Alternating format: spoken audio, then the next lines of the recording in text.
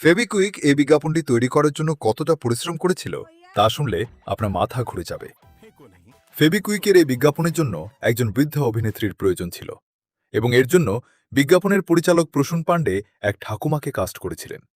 কিন্তু তিনি আগে কখনো তার সঙ্গে সামনাসামনি দেখা করেননি। আর এখানেই একটা গন্ডগোল হয়ে যায়।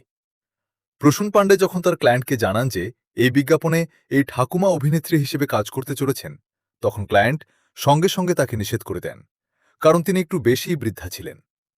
কিন্তু কোনো রকমে প্রসূন পাণ্ডে ক্লায়েন্টকে রাজি করিয়ে নেন। তবে যখন তিনি নিজে ওই ঠাকুমাকে সামনাসামনি দেখলেন, তখন তিনিও অবাক হয়ে যান, কারণ তিনি এতটাই বৃদ্ধা ছিলেন যে আক্ষরিক অর্থেই হুইল চেয়ারে বসেছিলেন। ঠাকুমার এই অবস্থা দেখে তার বিশ্বাস হয়ে গিয়েছিল যে ক্লায়েন্ট দেখলে এবার নিশ্চিতভাবেই শ্যুটটি ওখানেই থামিয়ে দেবে। আর তাই প্রসূনজি এখানে একটা ফোন দিয়ে আটেন। তিনি তার দলকে ক্লায়েন্টকে এই কথা বলতে বলেন যে কিছু লাইটিং সেটআপের সমস্যার কারণে এই বিজ্ঞাপনের শ্যুট, যা সকাল ৯টায় শুরু হওয়ার কথা ছিল, তা দুপুর ২টায় শুরু হবে। তাই ক্লায়েন্টরা যেন দুপুর ২টায় শুটিং লোকেশনে আসেন। এরপর প্রসূনজি ওই ৫ ঘন্টার মধ্যেই দ্রুত ঠাকুমার সমস্ত শট শেষ করে ফেলেন এবং তাকে বাড়িও পাঠিয়ে দেন।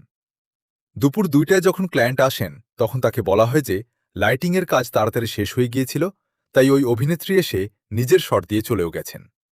আর এই বুদ্ধিদীপ্ত উপায়েই তৈরি হয়ে যায় ফেবিকুইকের এই আইকনিক বিজ্ঞাপনটি।